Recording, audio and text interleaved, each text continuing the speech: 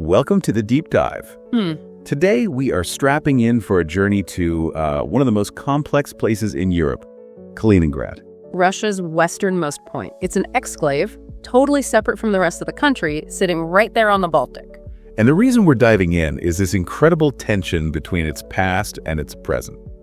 It used to be Königsberg, the capital of East Prussia, German history, Teutonic history. And our mission today is really to unpack how modern Kaliningrad is dealing with that. We've got sources on everything from, architectural reconstructions to deep dives on its museums and even social media reviews of its nightlife. It's a huge question. How do you build a future on a history that, for a time, you tried to erase? Exactly. So here's the plan. We'll start with the architecture, what they kept, what they rebuilt.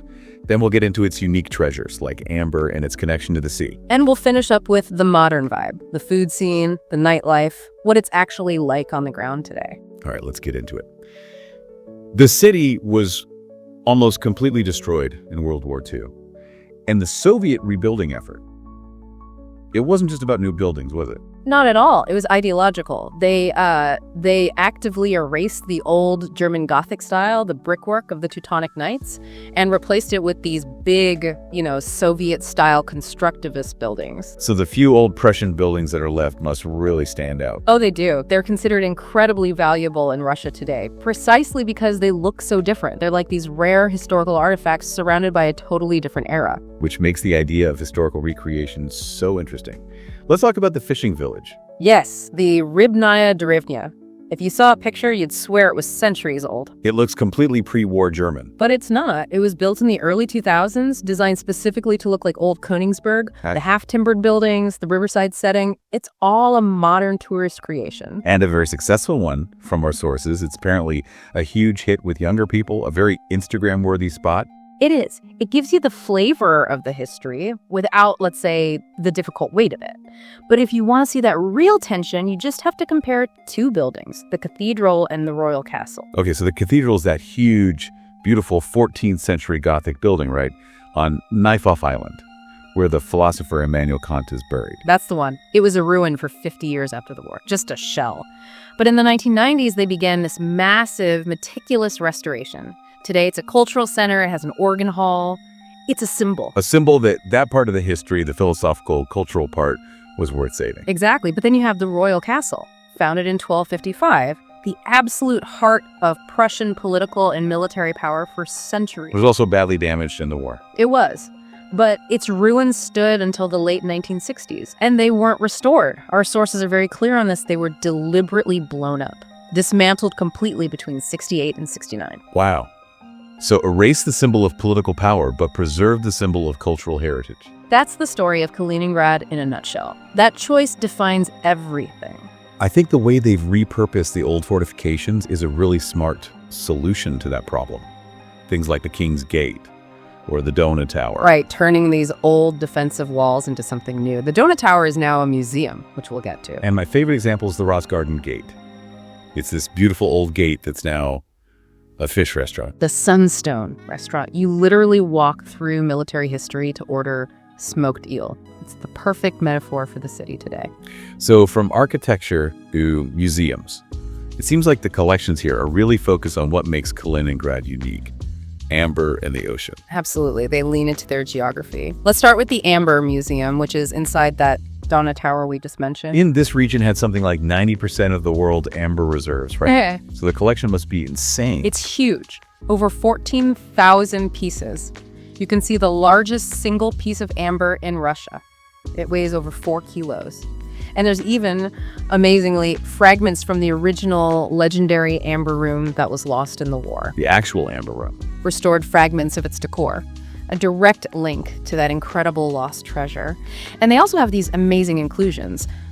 We write about a tiny lizard trapped inside from the Mesozoic era. A window back millions of years. That's incredible. It really is. And then you have the other side of the city's identity, the Museum of the World Ocean. Which reminds you that this is a major port city, Russia's only ice-free one on the Baltic. And its main attraction is the quay of the historical fleet.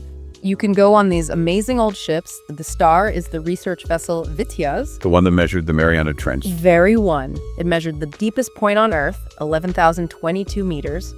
And you can walk its decks. Next to it, there's a Cold War era submarine, the B-413, that you can also explore. And we found that great insider tip. You can actually rent cabins and sleep on the Vityas. Yeah, spend the night on a piece of scientific history, not your average hotel stay. Moving away from the big museums, there are these quieter historical spots. We read about the old residential areas, like Emeliano. Right, these elegant mansions from before the war. They give you a sense of the domestic life of Königsberg away from the grand public buildings. And we have to mention the zoo. It's one of Russia's oldest, from 1896.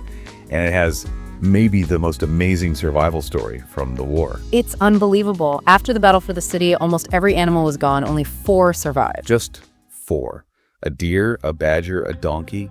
And a hippopotamus named Guns. He was wounded, but he made it.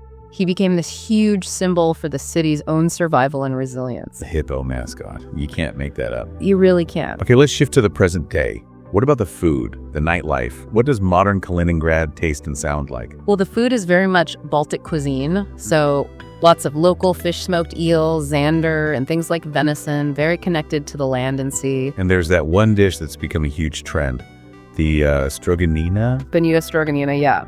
It used to be just something fishermen ate. It's basically thinly sliced, frozen raw fish. Now it's a hip delicacy in all the top restaurants. A true local specialty. Yeah.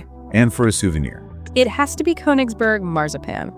The Pomadi factory recreated the original recipe. It's a must-buy. Okay, from sweets to something a bit more intense. The Vagonka bar. Our sources on this place were very descriptive. Vagonka is an institution. It's a legendary old-school nightclub, famous for its live concerts, really energetic vibe. But with some major warnings for anyone planning to go. Yes. The number one complaint, again and again, was the cloakroom. People reported waiting in line for up to 2.5 hours just to check a coat. 2.5 hours, you'd miss half the show. You would. And then there's the other warning, which was my favorite. Be aware of cannons. The confetti cannons. Confetti cannons. Apparently they are so powerful that if you're standing too close to the stage, they can actually, and I quote, hurt your face and hands. So the advice is literally to watch out for party-related injuries. That's a new one. It is. So the takeaway for Vagonka is great music, unique vibe, but maybe pack light and keep a safe distance from the stage. A truly high-energy experience, then. This has been a fascinating look at a city that's really a living debate about history and identity. It is. You have this recreated Prussian romance on one hand, and this raw, modern Russian energy on the other, all tied together by the sea. Which brings us to that final question we started with. When you visit a place like this, a city so deliberately rebuilt, what's more important? Is it the few authentic, original pieces that survived? Those old mansions, the fortifications? Or is it the successful modern recreation, the restored cathedral, the picture-perfect fishing village that gives a new identity to a new generation? It's a powerful thought. The Kaliningrad you find really depends on the story you choose to follow. Are you there for the Gothic past of Immanuel Kant or for the confetti cannon present? Thank you for joining this deep dive.